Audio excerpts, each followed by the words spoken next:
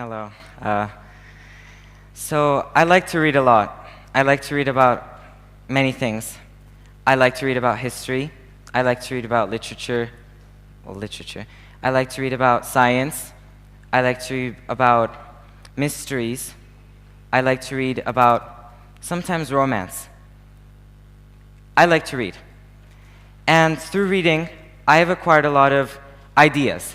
I have my own opinions, and if you know me, you'll know that I'm very passionate about them.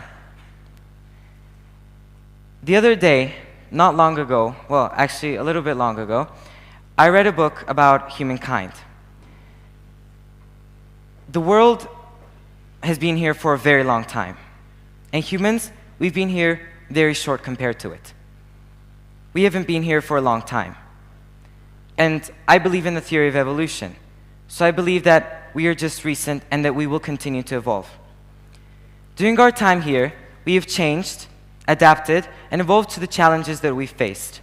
For example, in cold winters, we learned how to make clothes out of rabbits or wolves.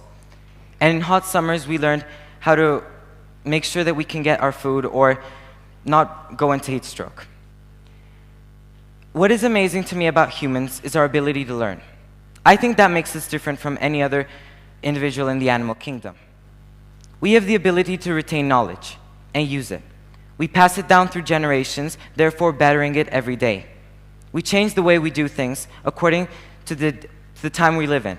For example, long ago our opinions on certain groups of people might have been different. Our opinions on everything are changing, our lives are changing. Now, the reason I'm a bit afraid about the future of our society is because now more than ever, I think that a lot of us are very stressed. You might be stressed in your own work. I personally am stressed in schoolwork. You might be stressed about your personal lives. The thing is, stress changes us. When talking about this, I like to refer to epigenetics. Now, I'm not an expert on that, but I have read a little bit about it. There's a research that was published at McGill University that I was really interested about. And funny story, I actually found that because I was watching a video on YouTube, and then there was this ad, and I clicked on the ad by accident, and then trying to get out of Safari, I actually got into the research. And then I found that it was about an experiment on two groups of rats. Now, rats measure the amount of love they give to their children by the amounts of lick that they give their child. So the scientists separated them into two groups, caring mothers and not very much caring mothers. The not very much caring mothers didn't lick their children a lot, so their children had more tendencies to grow up with anxiety or stress. Mothers that were more caring, more loving, made sure that their children were safe, and therefore their children developed into calm animals. Animals that could fend for themselves, animals who could deal with problems that they faced. For example, finding cheese. Now, after a few generations, because they also wanted to test if it was inherited, these qualities, they took the children from both groups and changed them. Before, we thought that many of these traits could be inherited. Inheritance is something that I've just been learning about in biology not long ago. So I have it pretty fresh in my mind. So basically, they were trying to see if qualities were inherited from the parent to the child. And what they found out was that the children actually grew in the ways that their mothers were raised them. So technically, these qualities weren't inherited. But scientists concluded that perhaps it was our experiences that shaped us. In a true scientist form, they dug into the rats' brains and looked at their DNA. What they found were methyl blockers formed around certain parts of the genes. These methyl blockers silenced or altered the gene expression of the rats, therefore altering their own personality. Therefore, scientists understood that even though experiences and genetics are who we are us.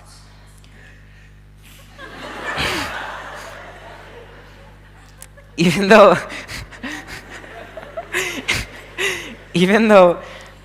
we are a lot about our genes, we're also formed by our experiences, and they affect our genes. Why is this related to what I'm talking to you about?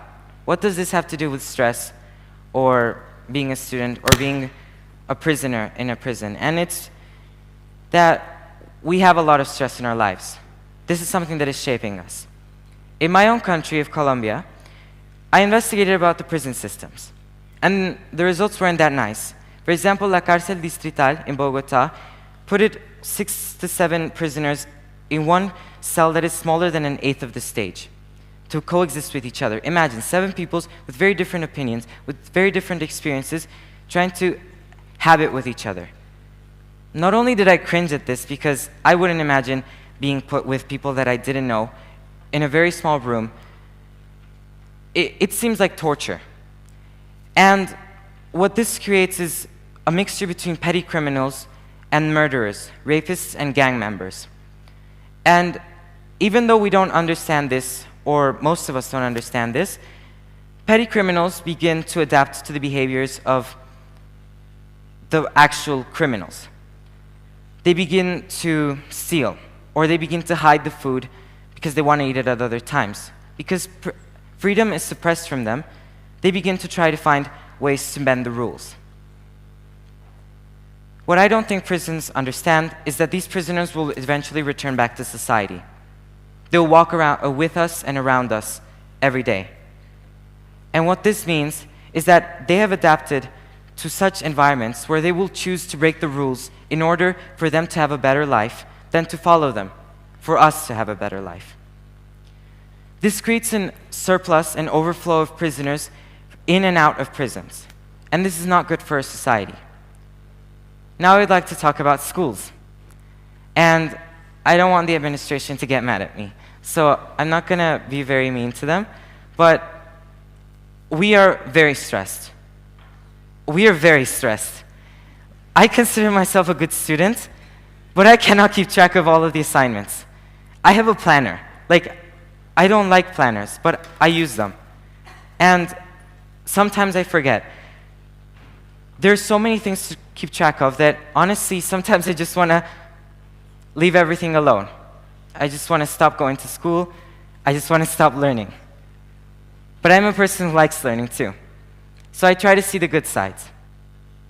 Luckily for me, I come to a school where most of my friends and teachers encourage me to become the best version of myself that I can possibly be. My teachers constantly remind me that I can be the best if I try.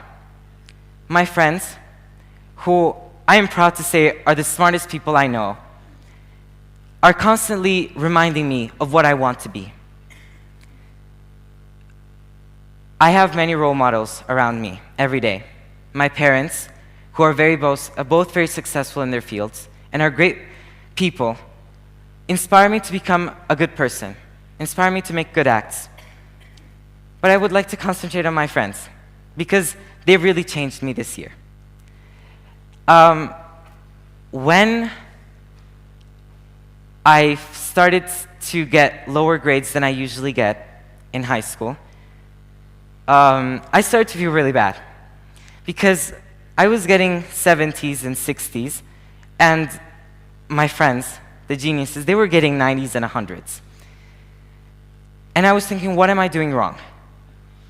What is wrong with me?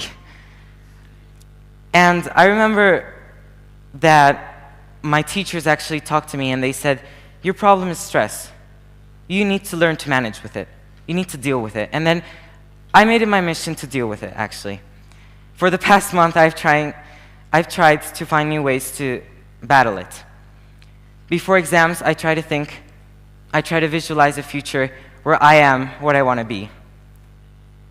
Sometimes it's hard because I want to be a lot of things. I want to be a lawyer, or I want to be a biologist or a chemist, or maybe I want to be president or an actor. I don't know. But what my friends have taught me is that I need to try. I need to try, because if I don't, then nothing will be done. They taught me that hard work, it really does change you. That if you put in the work, that you will get results. And this was a little bit evident on the end of the first semester. Now, if you know me personally, you'll know that I cried, because in Turkey, if you get above a certain GPA, you get a certificate. And I was right below that line, and I actually cried, because it was right the time before we were getting the certificates. I was shaking, I was mad. And Jaylin, who is a girl who I know will have an amazing career, a very bright future, I told her that she needed to employ me in her house. That I would be, I don't know, a worker in her house, I would do her gardens or something like that. And I remember my friends got around me and started telling me that that was not going to happen. That they were going to help me, that I should be proud of what I have achieved, because I did do some things. I did better myself. And as things would have it, I actually did get abducted. I did get abducted.